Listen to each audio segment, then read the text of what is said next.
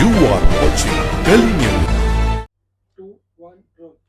दोस्तों watermelon poisonous case जो चल रहा है जिसमें एक ही फैमिली के चार लोग मारे गए, 2 बच्चियां थी और हस्बैंड वाइफ की डेथ थी। अब्दुल्ला दुखाड़िया फैमिली थी, वो यही पाईदुनी पे मुगल बिल्डिंग में रहती थी। और डॉक्टर जैद अंसारी हमारे साथ है। डॉक्टर जैद अंसारी ने डॉक्टर जैद कुरैशी हमारे साथ है। और डॉक्टर जैद कुरैशी ने उनको फर्स्ट हैंड सेकेंड हैंड मतलब फर्स्ट तो डॉक्टर अनस आए थे रात को, उनसे पूरी बात करते कि क्या क्या क्या क्या हुआ था उस टाइम पे, और पूरी बात करते थे। इस केस के बारे में कुछ बताइए कि आप कब इन्वॉल्व हुए इसमें, कैसे इन्वॉल्व हुए, कौन बुलाने आया था, फिर क्या हुआ, थोड़ा सा डिटेल में बताएंगे डॉक्टर जैद साहब। ये जो वाकया है ये संडे के दिन अर्ली मॉर्निंग का वाकया है। जी, मैं 10 बजे घर पे मौजूद था और 4th फ्लोर पे रहता हूँ, वही बिल्डिंग में आप रहे थे? वही बिल्डिंग में जी मैं रहता हूँ। और ये इंसिडेंट 2nd फ्लोर पे हुआ। तो मुझे कुछ लोग बुलाने आए ऊपर घर पे कि नीचे चलो, कुछ लोगों की तबीयत खराब हो गई है, बेहोश हो गए हैं। कितने बजे की बात है? 10 बजे के आसपास सुबह सुबह सुबह में। में। तो मैं नीचे पहुंचा, वहाँ पे साइड पे मैंने जब सीन पे जाके मैंने देखा तो हस्बैंड एंड वाइफ घर में और 2 डॉटर्स उनकी, वो लोग मतलब ऐसा बेहोश जैसी कंडीशन में थे। चारों बेहोश थे कि खाली 2 ही जन? चारों जन ड्राउजी स्टेट में थे, कंप्लीटली बेहोश नहीं थे, ड्राउजी थे। उनको मैं हाथ लगा के ऐसा उठा रहा था तो आई ओपनिंग वगैरह था उनका। अच्छा, लेकिन उसमें एक सब गिरे पड़े थे? Yes yes yes, they were lying down. और उसमें एक जो बच्ची थी, जैनब नाम था आई थिंक उनका, तो छोटी वाली वो ज्यादा क्रिटिकल कंडीशन में थे वो टाइम पे।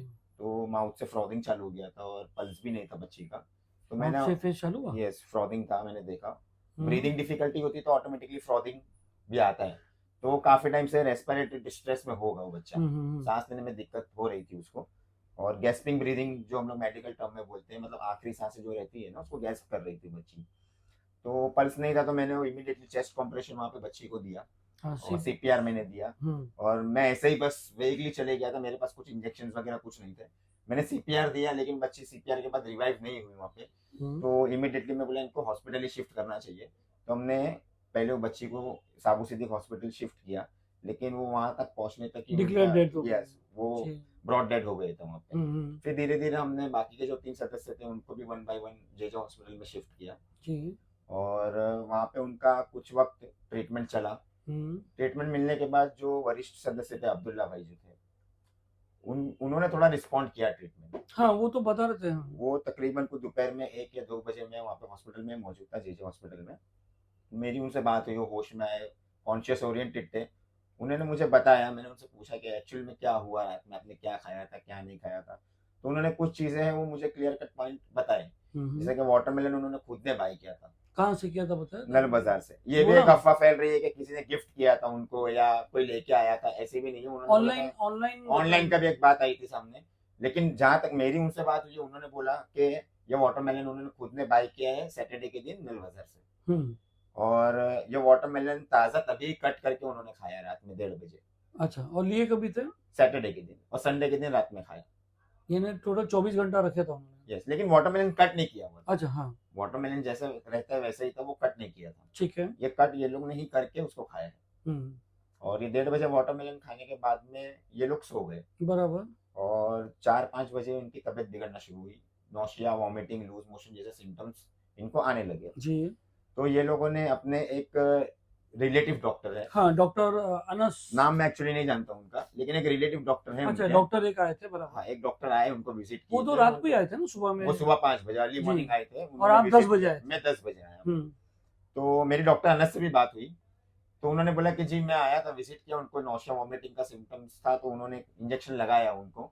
चारों को लगाया था? हाँ, इंजेक्शन लगा के वो चले गए। लेकिन इंजेक्शन लगाने के बाद भी उनकी तबीयत में सुधार नहीं आया। नौशिया, वॉमिटिंग और ये कंटिन्यू उनको हो ही रहा था और काफी डिहाइड्रेटेड हो गए थे। सब सारे जितने भी मेंबर्स थे सब डिहाइड्रेशन में थे। तो उन्होंने उसी टाइम पे ये जो हॉस्पिटलाइज करने की सलाह क्यों नहीं दी किसी को भी? इनिशियली तो इतना जल्दी हॉस्पिटलाइज करना, हो सकता है कि उस वक्त इतनी क्रिटिकल कंडीशन नहीं होगी, उसके बाद डिटोरिएट, ऐसा हो सकता है। उसके बाद ज्यादा डिटोरिएट हो गई होगी, नहीं तो एज अ डॉक्टर वो इमीडिएटली बोल देगा आप हॉस्पिटलाइज। बराबर। और फिर उसके बाद में 10 बजे तक उनकी तबीयत काफी डाउन हो गई और इस हद तक हो गई कि बेहोशी जैसी हालत हो गई सबकी। बच्चे वो सबकी बच्ची की तो कंडीशन एकदम ही एकदम डाउन हो गई थी। अब्दुल्ला भाई का इंतकाल शाम तक हुआ है ना, हाँ, ही उनका सर्वाइव जी- टिल। ये तो और क्या क्या बता रहे थे वो, क्या हो रहा था, क्या पॉसिबिलिटी थी, और क्या बात कर रहे थे आपसे? मैंने सिर्फ इनसे जो है वाटरमेलन से रिलेटेड चीजें ही पूछी कि क्या क्या पूछा वाटरमेलन जो मैंने इनको ये भी पूछा कि वाटरमेलन के अलावा आपने कुछ खाया था, जैसे कि रात में बिरयानी या पुलाव जो भी है वो लोग पुलाव ने खाए थे दावत पूरी में- फैमिली? वो पूरी फैमिली ने खाई। उसके बाद मैंने उनसे पूछा कि आपने और ये 4 लोगों ने कुछ खाया था इसके अलावा, तो उन्होंने बोला हम लोगों ने वाटरमेलन खाया और हम सो गए। और फिर 3-4 घंटे के दरमियान में इनकी तबीयत बिगड़ना शुरू हुई। जी। बस इतनी मेरी बात हुई है अब्दुल्ला भाई से, और तो- कहाँ से खरीदे वो सब मुझे बताया उन्होंने। तो आप पूरा संडे वहीं थे, हॉस्पिटल में ही थे? मैं दोपहर तक वहाँ पे था। तो मैं दोपहर तक ये तो छोटी बच्ची का सैफी में हो गया था Yes. मतलब। उसके बाद किसका इंतकाल हुआ? उसके बाद में जो ये इनकी वाइफ है ना, नसरीन नसरीन आपा, उनका नाम है, उनका इंतकाल हुआ। वो अच्छा। भी मेरे सामने ही वहाँ पे मैं मौजूद था। हाँ। तो वो भी वहाँ पे अरेस्ट में चले गए।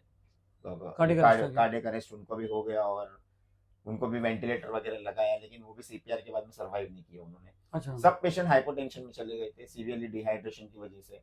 बीपी वो लोगों का ऊपर नहीं आ रहा था, इतनी बीपी बढ़ाने की मेडिसिन वगैरह देने के बाद भी रिकवरी नहीं हुई उनकी। फिर उसके बाद फिर आप चले गए थे? फिर मैं थर्ड चले गया।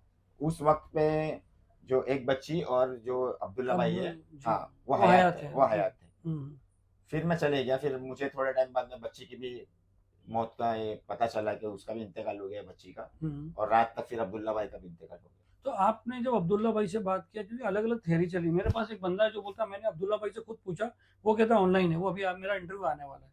आप अच्छा। कह रहे हो कि मैंने भी पूछा, तो क्या मुझे डिफरेंस तो क्यों अब्दुल्ला है? भाई ने पर्टिकुलरली इतना यहाँ तक बताया कि नल बाजार से उन्होंने मस्जिद के सामने से बाई किया। यहाँ तक मुझे बताया उन्होंने। अच्छा। अब्दुल्ला भाई से मेरी बात हुई। तो do you think he was in a state he of was mind? Conscious, अच्छे से बात कर रहे थे।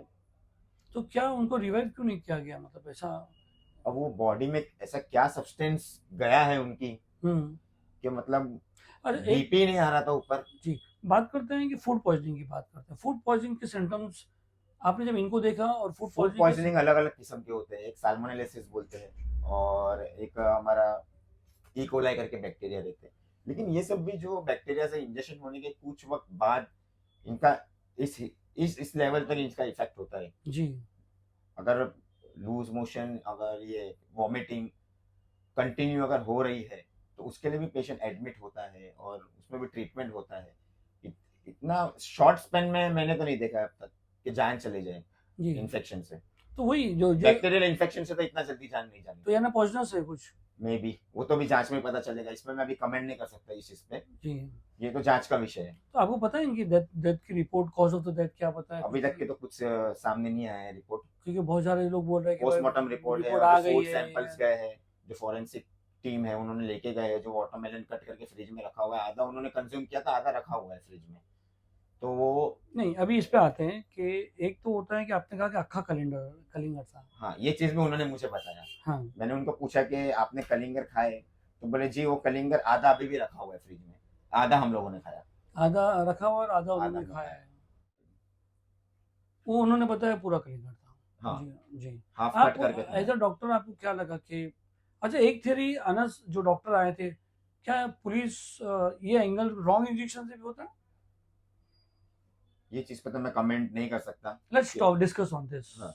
नॉट कमेंट मत करो, डिस्कस करते हैं।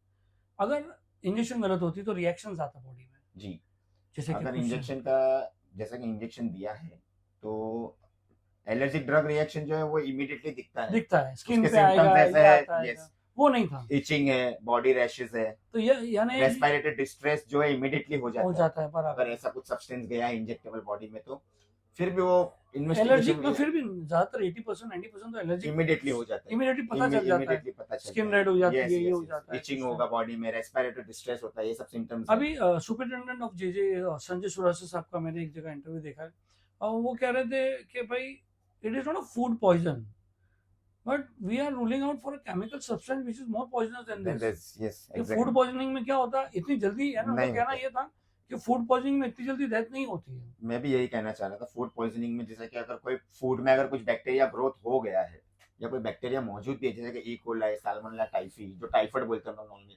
लैंग्वेज में, तो वो सब भी इन्फेक्शन को एक टाइम लगता है जी। बॉडी में पूरा सेप्टिक करने के लिए, जो सेप्टिक शॉक बोलते हैं हम लोग, उसके लिए भी एक वक्त लगता है। लेकिन इतने कम टाइम में पेशेंट शॉक में चले गया तो ये कोई दूसरी चीज से ही हुआ है। कोई दूसरी चीज Yes, कुछ तो है। कुछ तो है, इसमें इन्वेस्टिगेशन होना चाहिए। जब तक पोस्टमार्टम की रिपोर्ट नहीं आएगी तब तक तब तक इस पे इस पर खुलासा नहीं होगा। खुलासा नहीं बहुत बहुत शुक्रिया जय साहब, आपने थोड़ा सा इसमें इंक्वायरी दी लोगों को।